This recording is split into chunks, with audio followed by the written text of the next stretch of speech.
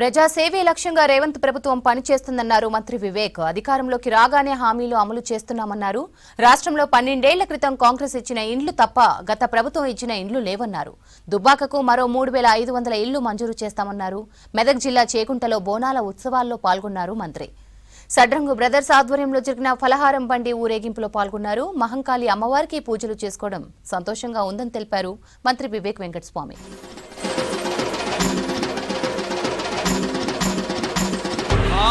గండిపేట మైసమ్మ ఎల్లారు పోసమ్మ బాయి కాడి ఎల్లమ్మ కట్ట మీద మారమ్మ బోనమెత్తుకొచ్చామే పూజలు చేసుకొని మీ అందరితో ఈ బోనాలు పండుగ చేసుకోవాలంటే చాలా సంతోషంగా ఉంది. ఇప్పుడే మన శ్రీనివాస్ రెడ్డి గారు చెప్పారు, ముఖ్యమంత్రి గారు ఎట్లా పనిచేస్తున్నారు ఈ దుబ్బాకలోని. నేను కూడా ఆ రోజులలో రావడం జరిగింది.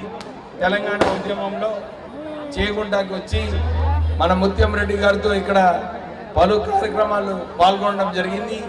మొన్న ఇంద్రమ్మ ఇల్లులు పేద ప్రజలకు 12 సంవత్సరాల క్రితము ఏదైతే కాంగ్రెస్ ప్రభుత్వం ఇంద్రమ్మ ఇల్లులు ఇచ్చిందో మళ్ళొకసారి ఇంద్రమ్మ ఇల్లులో ఈ రాష్ట్ర ప్రభుత్వం ప్రారంభం చేయడం జరిగింది.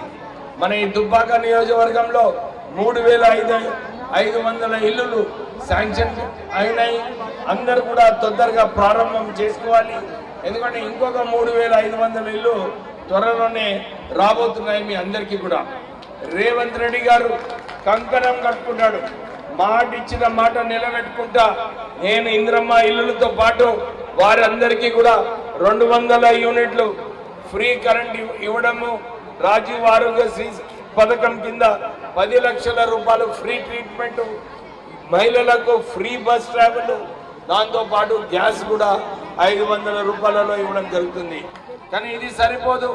మేము ప్రజలకు సేవ చేయాలి.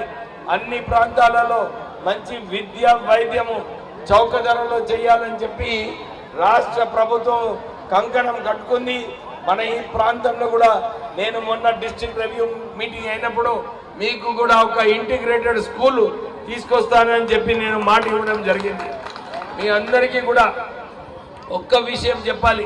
మీరు అందరూ చూస్తున్నారు, ఇంతకుముందు ప్రాణహిత చేవల్ల నీళ్లు ఇక్కడ ఈ ప్రాంత ప్రజలకు రావాలని చెప్పి ఆ రోజులలో 36,000 కోట్లతోని ప్రాణహిత చేవల్ల స్థాపించడం జరిగింది.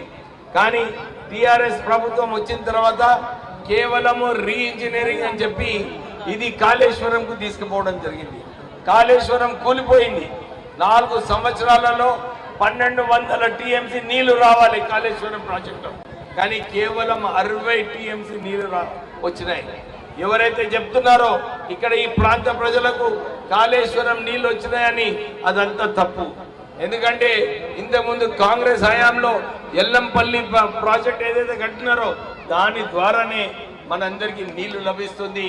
మీరందరూ కూడా గమనించాలి, 2 సంవత్సరాల నుంచి కాళేశ్వరం నీళ్లు లేనప్పటికీ కూడా రాష్ట్ర ప్రభుత్వము ఎల్లంపల్లి నుంచి మీ అందరికీ నీళ్లు ఇవ్వడం జరుగుతుంది.